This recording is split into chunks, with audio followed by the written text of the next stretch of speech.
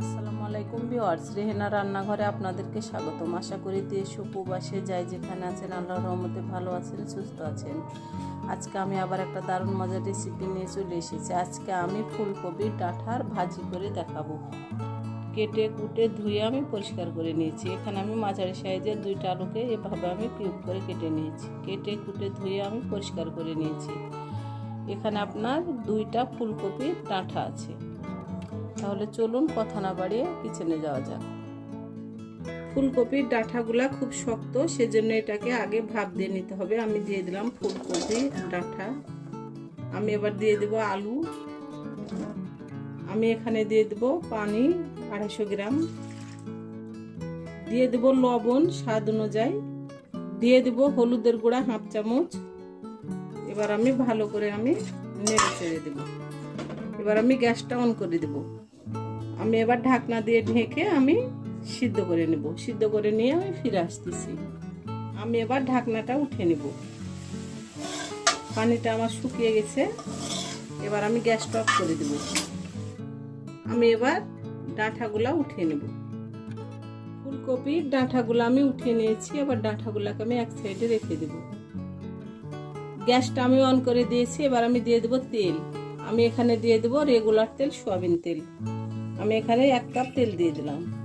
কড়াইয়ে আমি তেল দিয়ে দিয়েছি। আমি দিয়ে দেব 2টা শুকনা মরিচ। আমি দিয়ে দেব বড় বড় 3টা রসুনের কোয়া। আমি এখানে দিয়ে দেব বড় সাইজের 3টা পেঁয়াজ কুচি। আমরা যেহেতু গুঁড়া মরিচ ব্যবহার করিনি, সেজন্য আমি এখানে আপনার 4টা মরিচ কুচি দিয়ে দিলাম। আমি 2 ভাগ করে নিয়েছি। পেঁয়াজ, মরিচ, রসুন আমার ব্রাউন কালার হয়ে গেছে। এবার আমি সিদ্ধ করে রাখা ফুলকপির ডাঁটা, আলু দিয়ে দিলাম। আমি এখানে দিয়ে দেব সরিষা বাটা। আমি এখানে সাদা সরিষা বেটে নিয়েছি, আমি দিয়ে দিলাম। আপনারা চাইলে এখানে পোস্ত দানা, কালো সরিষা বাটাটাও দিতে পারবেন। আমি এখানে 2 চামচ সরিষা বাটা দিয়ে দিলাম। আমি এখানে একটা বড় সাইজের টমেটো কুচি করে নিয়েছি। এই সাইজ করে আমি দিয়ে দিলাম টমেটো কুচি। আমি সরিষা বাটার বাটিটা ধুয়ে আমি অল্প করে পানি দিয়ে দেব।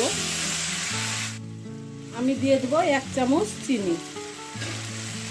আমি এবার দিয়ে দেব 2টা কাঁচামরিচ। এটাতে ঝাল হবে না, এটা একটা ফ্লেভার সুন্দর করবে। আমি এবার ভালো করে একেবারে ভেজে নিয়ে আমি ফিরে আসবো।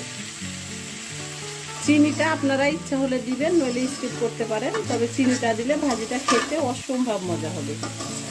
ভাজিটা আমার পুরোপুরি কমপ্লিট। ভাজিটা আমার হয়ে গেছে। এবার আমি গ্যাসটা অফ করে দেব। এবার আমি উঠিয়ে নিয়ে আপনাদেরকে পরিবেশন করে দেখাচ্ছি। হয়ে গেছে আমার পরিবেশন করা। আশা করি আমার রেসিপিটা অবশ্যই ভালো লাগবে। যদি ভালো লাগে তাহলে আমার চ্যানেলটিতে লাইক, কমেন্ট, শেয়ার করতে ভুলবেন না। বেশি বেশি করে সাবস্ক্রাইব করার অনুরোধ রইল। তাহলে আজকের মতো এখানে বিদায়। আবার অন্য কোনো রেসিপি নিয়ে আসবো। সবাই ভালো থাকবেন। আল্লাহ হাফেজ।